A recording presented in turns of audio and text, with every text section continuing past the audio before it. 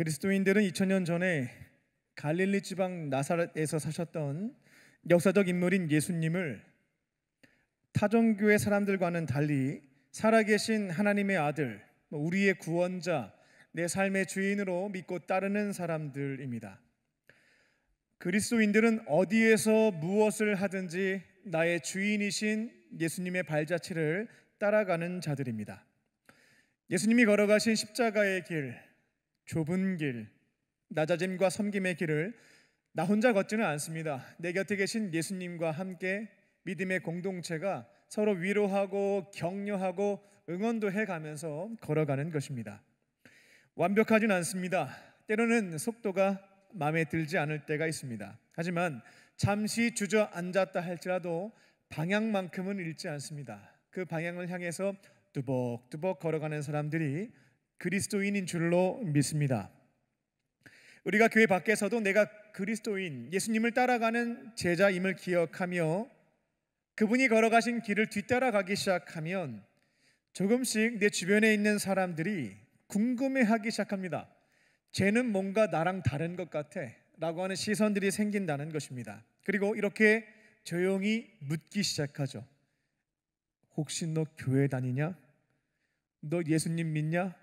이런 질문들을 받기 시작하는 겁니다. 이미 대학교에 입학해서 1년이 다 되었습니다. 회사에 입사한 지 2년 가까이 되었습니다. 그런데 주변에 있는 내 동료들과 내 선후배, 친구들은 내가 교회 다니는 사람인지 예수님 믿는 사람인지 전혀 모르는 경우가 있습니다. 나 예수님 믿으면 화들짝 놀라는 거죠. 이와 같은 이유가 나타나는 데는 크게 두 가지가 있습니다. 먼저는 내가 두 발을 딛고 있는 삶의 현장들이 이미 하나님의 사랑과 정의가 실현된 하나님의 나라인 겁니다. 그곳에 있는 모든 구성원들이 하나님의 뜻에 따라 살아가고 사랑을 실천해 가면서 어두움은 없고요, 환한 빛으로 가득 차 있다 보니까 나의 작은 불빛이 티가 별로 안 나는 겁니다. 이런 경우에 사람들이 내가 그리스도인이구나 라는 것을 모를 수 있습니다. 두 번째 이유는 여러분이 교회 문 밖을 나가게 되면 나의 정체성을 까먹거나 숨기는 경우에 우리가 예수님의 사람들인 것을 주변 사람들이 인식할 수가 없습니다. 예수님이 우리에게 너희는 세상의 빛이다 라고 하셨는데 교회 밖에서는 나의 존재 자체를, 이 정체성을 숨기고 있는 겁니다. 그리고 세상에 그대로 물들어서 비슷한 형태로 살아가는 것입니다.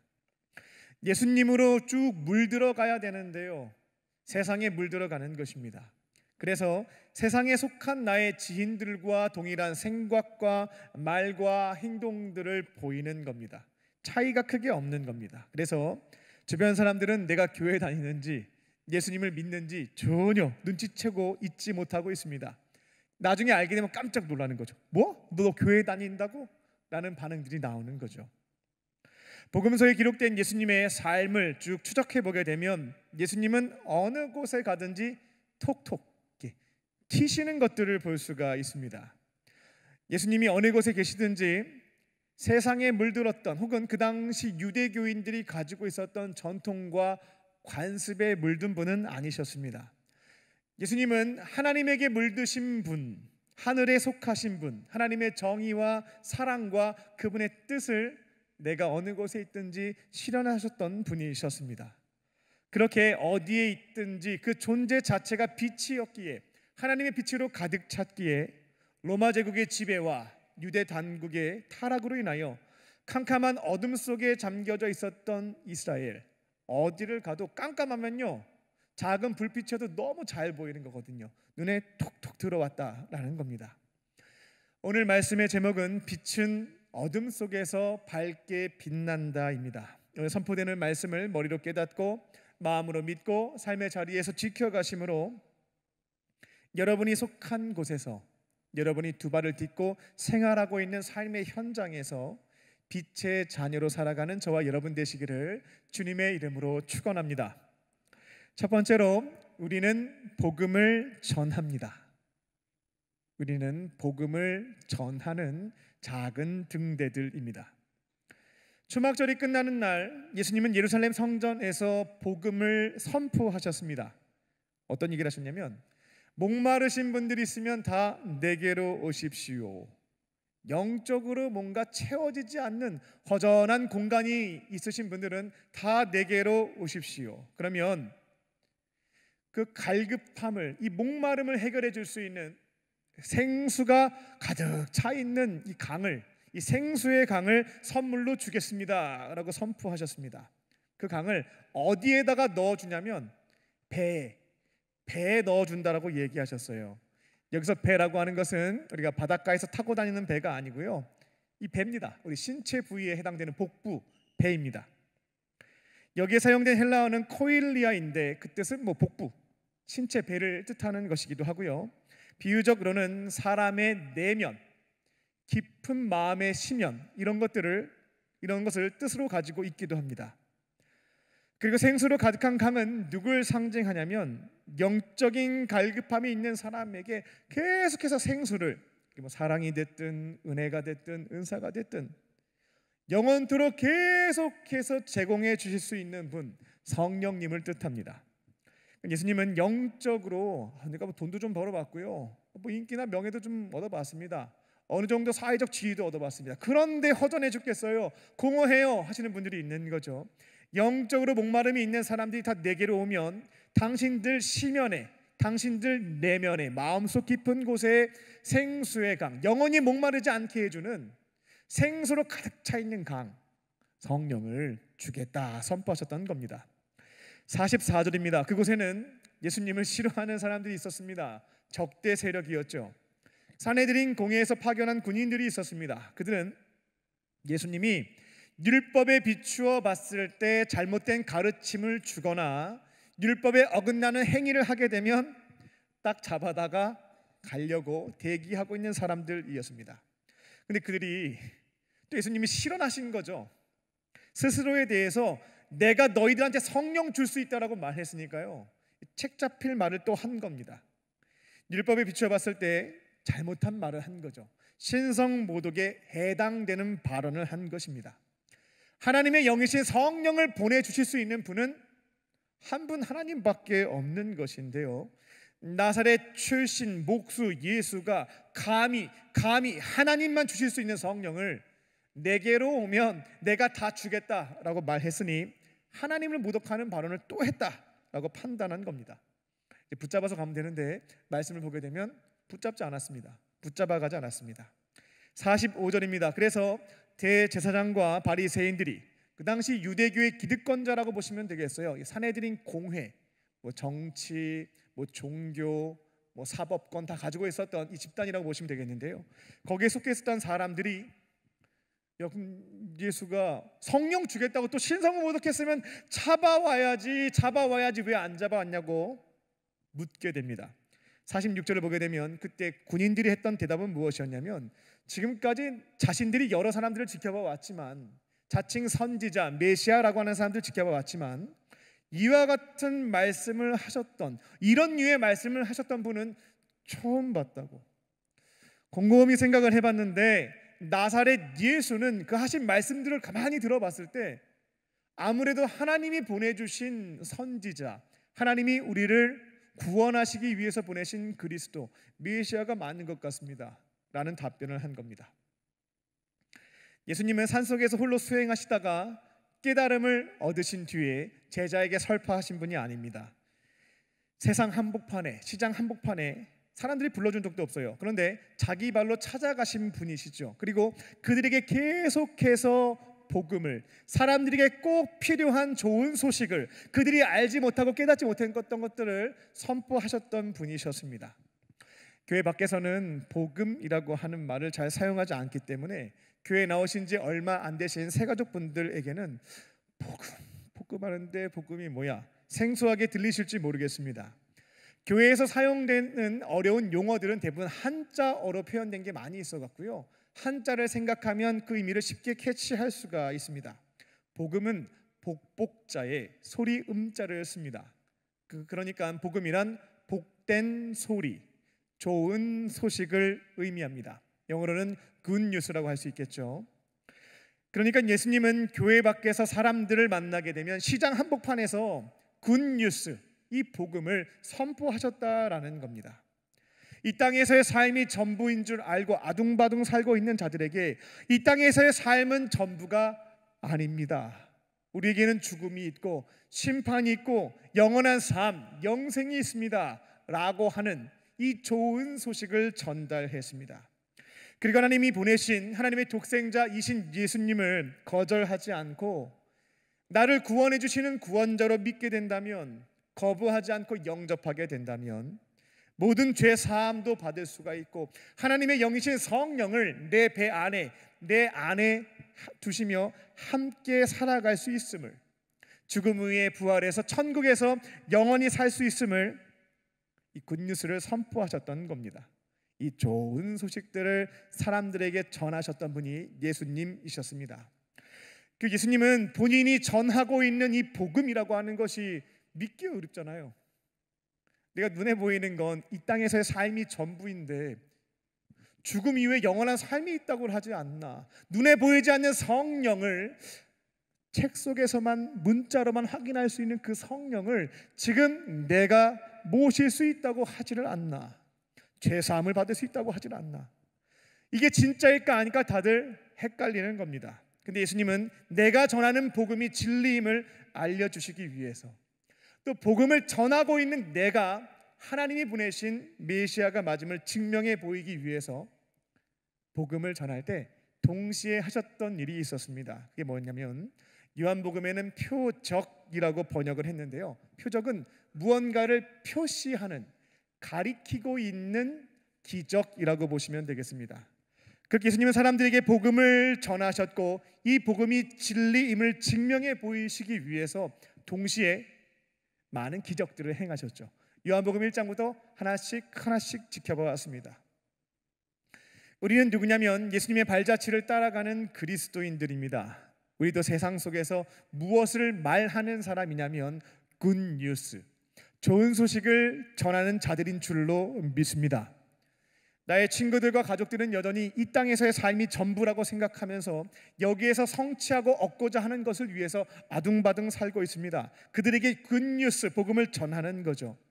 이 땅에서의 삶은 전부가 아닙니다. 죽음 이후에는 우리에게 생명을 주신 하나님의 공정한 심판이 있습니다.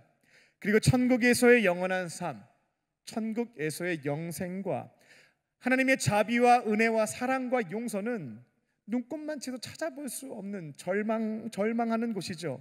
지옥에서의 영원한 삶, 지옥에서의 영벌이 있다라고 하는 것들을 알려주는, 전하는 사람들인 겁니다.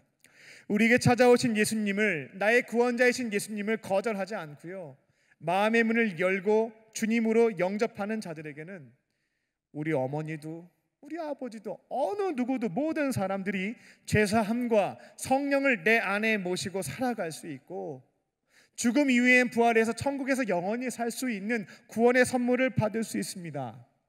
이 놀라운, 이 좋은 소식, 굿뉴스를 전하는 자들이 저와 여러분인 줄로 믿습니다.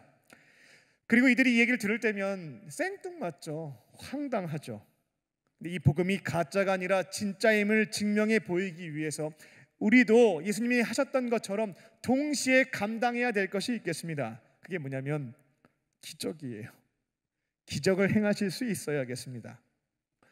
요즘 시대에 있어서 가장 큰 기적이라고 할 수 있는 것은, 내가 전하는 복음이 진리임을 증명해낼 수 있는 기적이라고 하는 것은 삶의 변화인 줄로 믿습니다.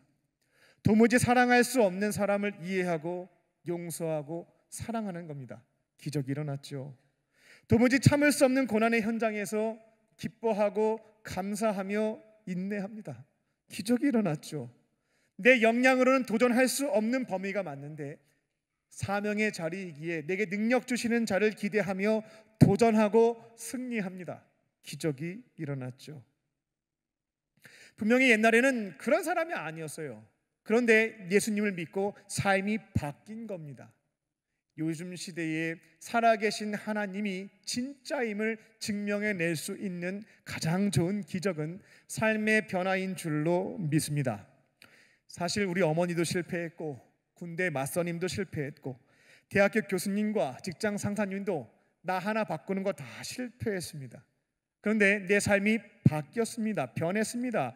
내 배에 계신, 내 안에 계신 성령께서 그분의 인도하심에 따라 살아가다 보니까 내 삶이 바뀌어 버렸습니다. 기적이 일어난 거죠.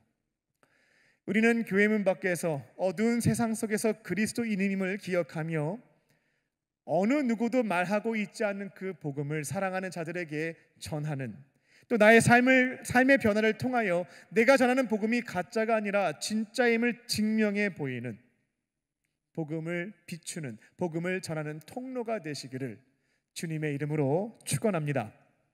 두 번째로, 우리는 본 것을 말합니다. 깜깜한 곳에서요, 우리는 본 것을 말하는 사람들입니다. 47절입니다. 바리새인들과 그곳에 있었던 유대 당국의 기득권자들은 화가 났습니다. 예수님 붙잡으라고 이제 군인들을 보내더니만 이들이 예수님 말씀 듣고 오히려 추종 세력으로 바뀌어가는 거예요. 예수님의 말씀을 들어보니까 하나님 보내신 거 맞는 것 같다는 생각이 든다고, 이런 얘기를 하니까 억장이 무너지고 화가 나는 것입니다. 그래서 한탄하면서 이렇게 얘기했습니다. 너희들도 미혹됐냐? 너희들도 미혹됐냐? 라고 말했던 거죠. 49절을 보면 그들은 화가 나서 저주를 퍼붓습니다. 예수님을 따르는 세력들을 이 율법도 알지 못하는 무리라고 표현하는데, 이건 예수님과 그 제자들, 추종 세력을 지칭하는 표현입니다. 그들은 저주받아야 된다고 저주를 퍼부었던 겁니다. 그러자 50절을 보게 되면 그곳에 있었던 산헤드린 공회, 나름대로 유대교의 대표자격에 해당되는 사람들 중 한 명이었던 니고데모라는 사람이 나섭니다. 51절을 보면 우리가 하나님의 뜻으로 믿고 있는 율법이, 우리가 아무리 그 사람이 잘못했다 할지라도 그 사람의 말을 들어보지도 않았고 행한 것에 대해서 확인도 안 해본 채 심판하고 저주할 수 있도록 허락하고 있느냐라고 반박을 하게 된 거죠. 지금 군인들을 통해서 이야기를 전달해 들었는데 정말 문제가 크다라고 한다면 직접 예수를 만나서 어떤 말을 하고 있는지, 그가 지금까지 어떤 행적을 보였는지를 확인한 다음에 그 다음에 판단을 하고 정말 그때 죄를 저지른 게 맞다면 심판도 하고 징계도 하고 저주도 할 수 있는 것이 아니겠느냐. 이런 과정 없이 누군가한테 전달받은 것만을 가지고 판단하고 저주하고 딴 사람한테 옮기게 되면 하나님의 법을, 율법을 어기는 것이 된다라고 해서 상황을 정리하게 됩니다. 우리는 누구냐면 예수님의 말씀, 그분의 삶을 따라가는 그리스도인인 줄로 믿습니다. 우리가 일반적으로 교회 밖에서 사람들과 모이게 되었을 때 어떤 이야기들을 많이 하게 됩니까? 내 이야기보다 남 이야기 많이 하는 경우들이 있겠습니다. 특별히 남 이야기 중에서도 그 자리에 없는 사람들이 주제가 되는 경우들이 많이 있습니다. 그리고 남이 잘된 이야기에 대해서는 굉장히 짧게 끝나는 날들이 많죠. 그런데 남이 잘못된 일에 대해서는 굉장히 길게 이야기하는 경향들이 있습니다. 때로는 내가 직접 들은 게 아닙니다. 내가 본 것도 아닙니다. 누군가를 통해서 전해 듣게 된 내용인데 그 자리에 없는 사람에 대해서 다양한 말들을 하게 된다는 겁니다. 그러면서 나도 모르게 판단도 내리고 나도 모르게 저주도 하게 되고 또다시 이 내용을 조금 더 확대해서 전달하는 경우도 있다라는 겁니다. 십계명 제9계명을 보게 되면 하나님께서 금지하신 게 있습니다. 이것만큼은 하지 말아라 라는 겁니다. 십계명 제9계명의 내용이 뭐냐면 내 이웃에 대해서 거짓 증거하지 말라입니다.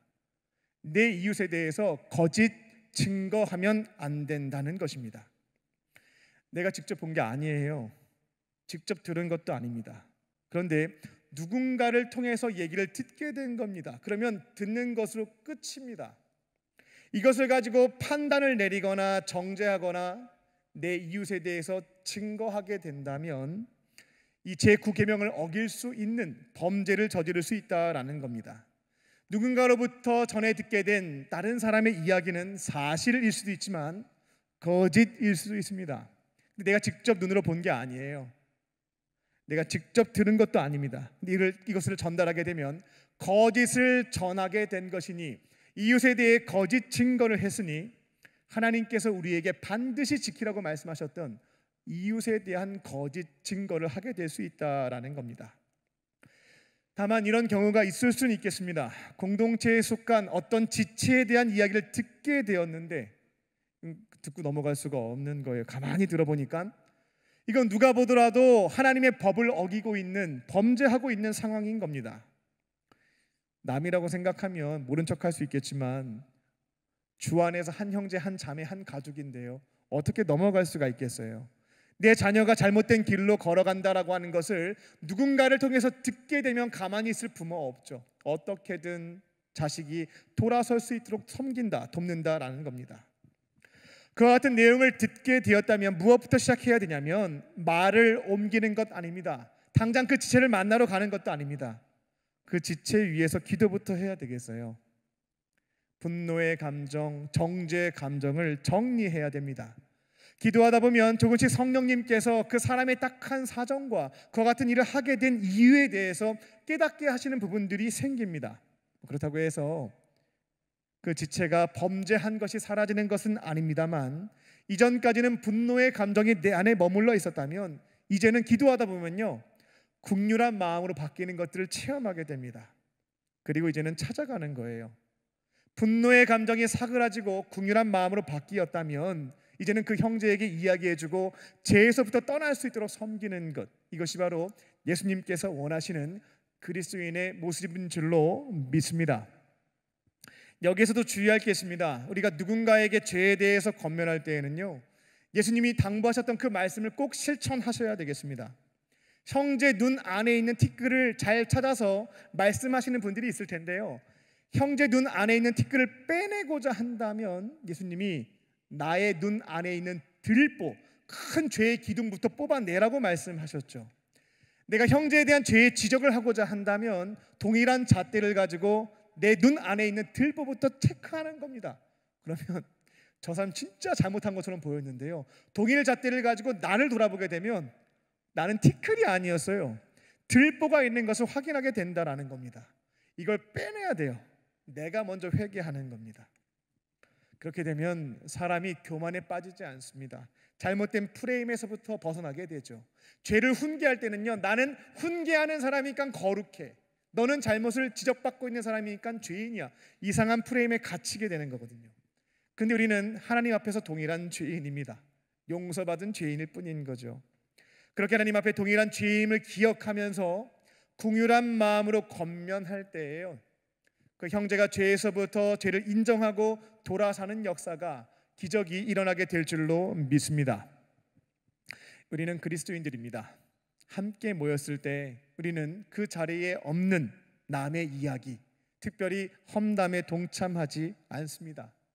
사랑하는 지체의 좋은 소식은 전할 수 있죠. 그런데 만약 누군가가 그렇게 남의 이야기를, 험담을 시작하는 경우 우리는 니고데모처럼 참여하지 않습니다. 그곳에서 무엇이 바른 것인지를 작은 불빛이 되어 비록 침묵하고 있다 할지라도 비추고 있는 것입니다. 얘기를 들어봤을 때 그 형제가 범죄함을 알게 되었다면 충분히 기도하고 동일한 잣대로 내 안에 있는 들보부터 꺼내고 긍휼한 마음으로 찾아가서 죄에서 떠날 수 있도록 권면함으로 빛의 자녀의 사명을 감당할 줄로 믿습니다. 혼탁한 세상과 모임들 속에서 내가 그리스도인임을 기억하시며 오늘 니고데모가 보여줬던 어두워가는 것이 더 어두워지지 않도록 작은 촛불을 유지하고 지켜가는 저와 여러분 되시기를 주님의 이름으로 축원합니다. 끝으로 우리는 사랑을 실천합니다. 사랑을 실천함으로 비추는 사람들입니다. 48절입니다. 그 당시 유대교 당국은 정치, 종교 최고 권력기관이었던 산헤드린 공회에서는 예수님을 찍어냈거든요. 불순분자라고 규정했습니다. 우리 유대교의 전통과 관습을 무너뜨릴 수 있는, 죄송한 표현이지만 바이러스처럼 생각했습니다. 하지만 예수님은 그 당시 유대교, 하나님의 나라를 회복시키고 갱신할 수 있는 유일한 백신과 같은 존재였죠. 49절입니다. 그들은 예수님을 따르는 무리들을 이 산헤드린 공회는 저주했습니다. 바이러스라고 규정하고 저주했던 거죠. 50절입니다. 그런데 그중 한 사람, 산헤드린 공회 70명의 대표자 중에 한 사람이었던 니고데모가 말하기 시작하는 거죠. 그렇지 않다라고 반박하고 예수님과 그 공동체에 대한 커버를 시작했던 겁니다. 요한복음 3장에서 니고데모는 어떻게 등장하냐면 예수님에게 찾아와서 어떻게 하면 저기 천국에 들어갈 수 있습니까? 라는 것을 물었던 사람이었습니다. 그 당시 유대 교인 중에는 다양한 분파들이 있었는데요, 이 바리새파의 경우는 죽음 위에 부활이 있다라고 믿었고, 사두개파는 부활 없어요. 부활 없어요. 이 땅에서 삶이 전부니까 여기서 모든 거 다 누리세요 라는 분파들이 있었어요. 니고데모는 바리새파 사람이다라고 나와 있죠. 부활과 영생을 믿는 사람이었기에 성경을 연구해 보니까 이 율법을 완벽하게 지켜야 죄가 없으므로 하나님이 계신 천국에 들어갈 수 있을 텐데 아무리 노력해도 못 지키겠어요. 그럼 어떻게 되는 거냐고, 이런 신앙적인 질문을 가지고 예수님을 찾아왔던 사람이었습니다. 근데 찾아온 시간대가 기록되어 있죠. 3장을 보게 되면 언제냐면 낮 시간에 오지 않았고요, 밤 늦게 찾아왔습니다. 아침부터 새벽부터 예수님 기도하시고 사람들 말씀 가르치고 병자들 고치고 막 늦게까지 일정을 다 하셨거든요. 그리고 이제 좀 쉬려고 하는 그 타이밍에 이 니고데모라고 하시는 분이 찾아와가지고, 이거 단답형으로 대답할 수 있는 질문이 아니잖아요. 2시간, 3시간 대화 나눠야 되는 아주 깊은 신앙적인 질문에 대한 대화를 나눠야 됐던 상황이었습니다. 니고데모는 예의가 없는 사람이 아니었습니다. 배운 사람이었고요, 그 시대를 대표하는 지식인이자 덕망이 높은 존경받는 어른이자 경건한 신앙인에 해당됐던 사람이었습니다. 그런데 늦은 시간에 염치불구하고 예수님께 찾아왔던 것은 다른 데 이유가 있지 않고요, 사람들의 시선, 그걸 피해서 왔다라고 볼 수가 있겠습니다. 이스라엘에 그 당시 국회의원이 70명 있었다고 보시면 되겠어요. 법을 만들 뿐만 아니라 법을 재판하는 판사의 역할도 했습니다. 그 집단을 사내들인 공회라고 했어요. 입법, 사법, 행정, 종교 모든 영역을 관할했던 집단입니다. 70명의 민족 대표인 거죠. 비록 로마 제국의 통치와 제한이 있긴 했었습니다만 그래도 자율권을 가지고 권력을 행사했던 사람들입니다. 그 70명 중에 한 명이 니고데모였던 거거든요. 나이도 지긋이 있었고요, 재산도 있고 이름도 알려진 인물이었습니다. 근데 그 당시에 아직 예수님은 어떤 위치였냐면 메시아일 수도 있고 아닐 수도 있다, 애매모호한 위치였습니다. 그리고 사내들인 공회에서는 오늘 말씀에 나왔던 것처럼 율법 교육을 받아본 적도 없고 목수 출신이었던, 그리고 베들레헴이 아닌 갈릴리 나사렛 출신이었던 예수에 대해서는 문제가 있다라고 규정한 상황이었던 거거든요. 낮 시간에 사람들 많이 몰려 있는데 니고데모가 가게 되면 시선이 주목되는 거죠.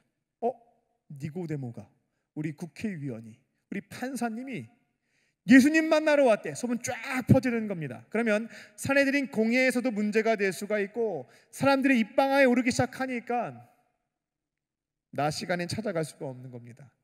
아무도 보지 않는 늦은 시간에 몰래 찾아가서 예수님께 질문을 던졌던 거죠. 그리고 예수님과 만나서 대화를 나눈 뒤 확신하게 됐습니다. 이분은 하나님이 보내신 메시아가 맞다. 그래서 니고데모는 예수님과 그 무리를 저주하는 사내들인 공회 회원들 앞에서 아직 당신들이 예수님의 말씀 직접 안 들어봤잖아요.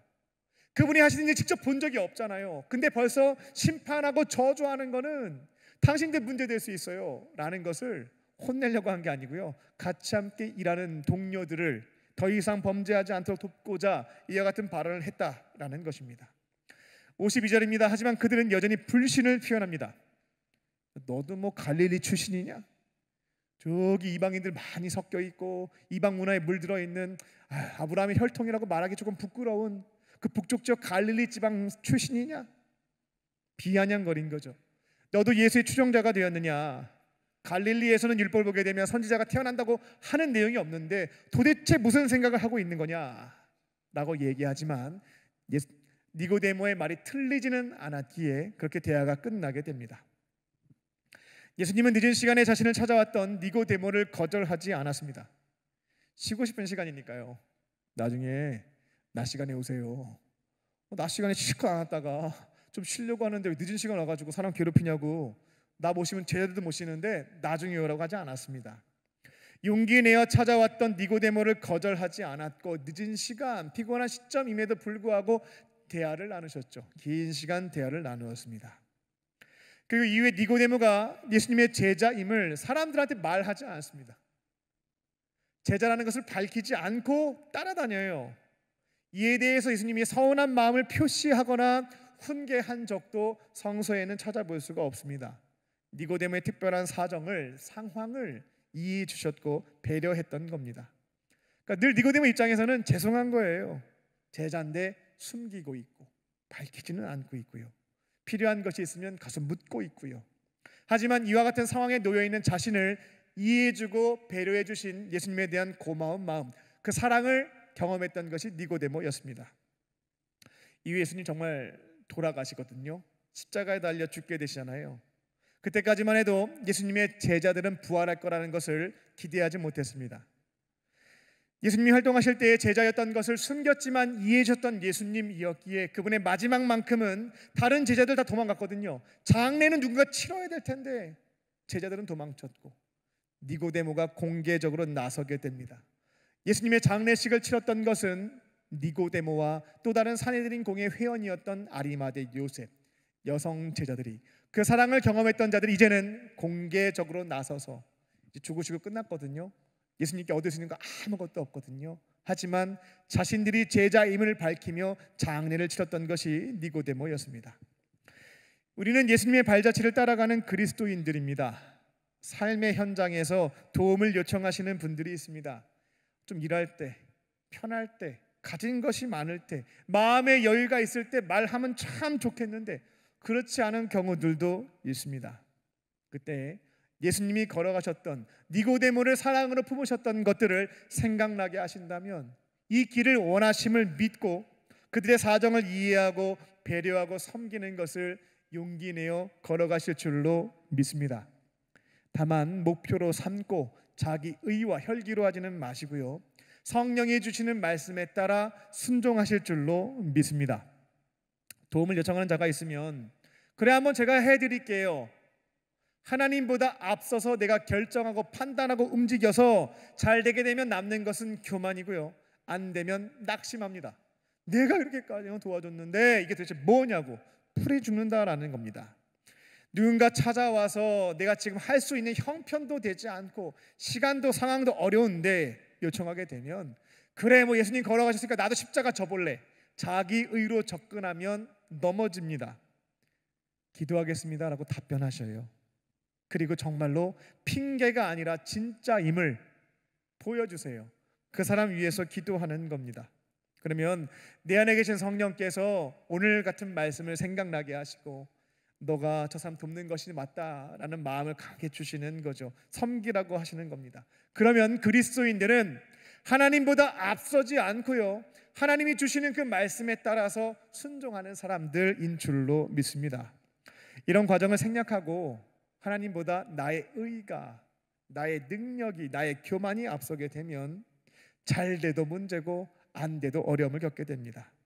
하지만 기도하고 성령의 음성에 따라 순종하게 되면 놀랍게도 내 삶에서 하나님의 일하심과 역사하심을 경험하게 될 줄로 믿습니다. 말씀을 맺겠습니다. 이제 오늘부터 추석 명절이 시작되죠. 우리는 각자의 가정으로 파송받은 하나님의 작은 등대, 작은 촛불인 줄로 믿습니다. 하나님이 가족들과 좋은 시간을 보낼 때면 기회를 주실 때가 있을 거예요. 내가 복음을 전해야지가 아니라요, 사랑을 실천하며 좋은 시간들 보내십시오. 그러면 복음을 전할 수 있는 기회를 제공해 주실 때가 있습니다.